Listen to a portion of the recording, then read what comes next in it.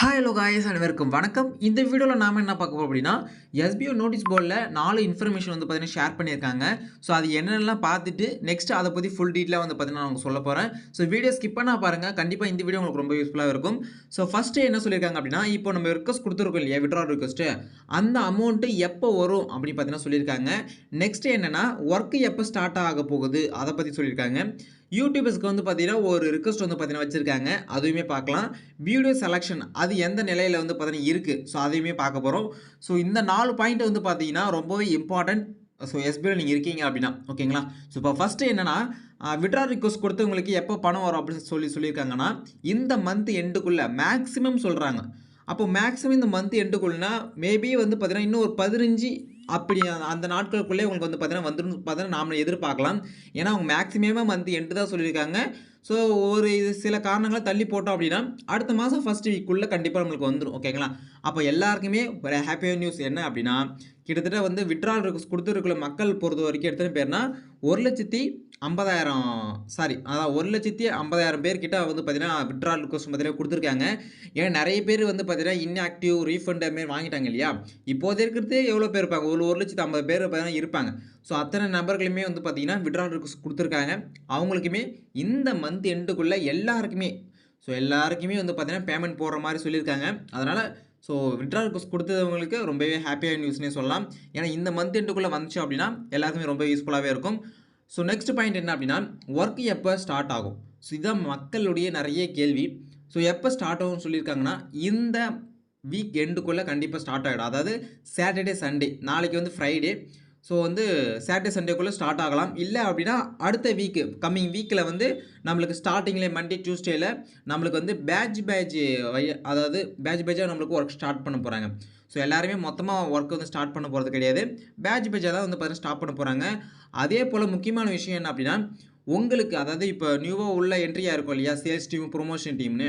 So இவங்களுக்கு எல்லாருக்குமே நியூவாக உங்களுக்கு ஸ்டாஃப் ஐடி ஒரு அக்ரிமெண்ட்டு எல்லாமே வந்து பார்த்தீங்கன்னா ரிசீவ் ஆக போகுது. அதுக்கான வேலைகளுமே நடந்து கொண்டு இருக்கிறது.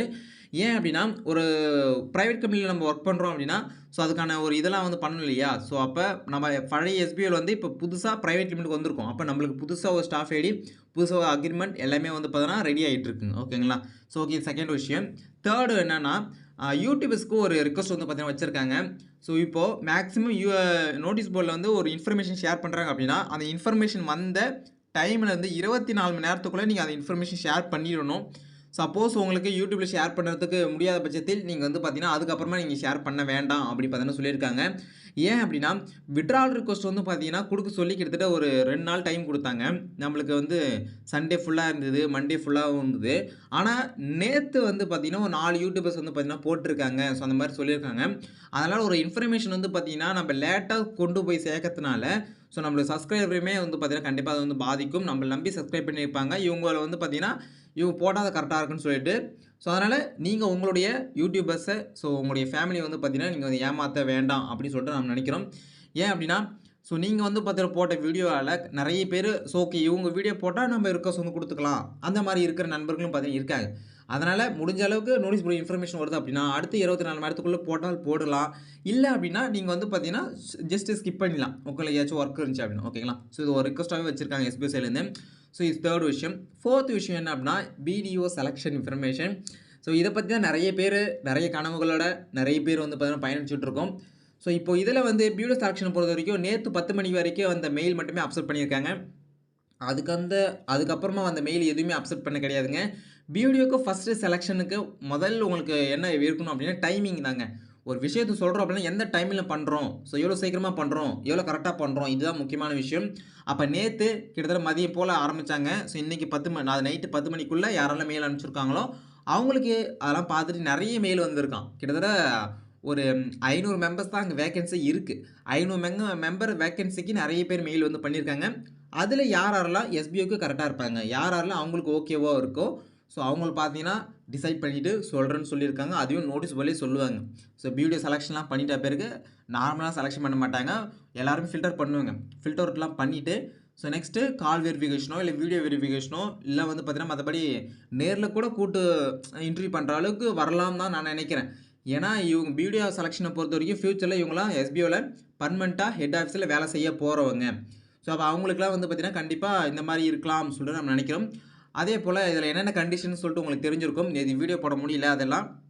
என்னென்ன கண்டிஷன்னா, நீங்க கண்டிப்பா லைவ் மீட்டிங் அட்டெண்ட் பண்ணணும். 3 மந்த்ஸ்க்கு ஒன் டைம் வந்து மீட்டிங் வைப்பாங்க. இல்ல 1 மந்த்துக்கு ஒன் டைம் மீட்டிங் வைப்பாங்க. ஸோ கண்டிப்பா நீங்க லைவ் மீட்டிங் அட்டெண்ட் பண்ணணும்.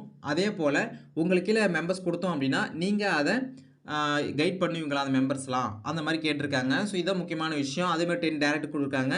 ஸோ 10 டைரக்ட்டுமே இம்பார்ட்டன்ட் கிடையாது. உங்களுக்கு இன்ட்ரெஸ்ட் இருந்துச்சு அப்டின்னா, நீங்க தாராளமா மெயில் பண்ணி இருக்கலாம். ஓகேங்களா?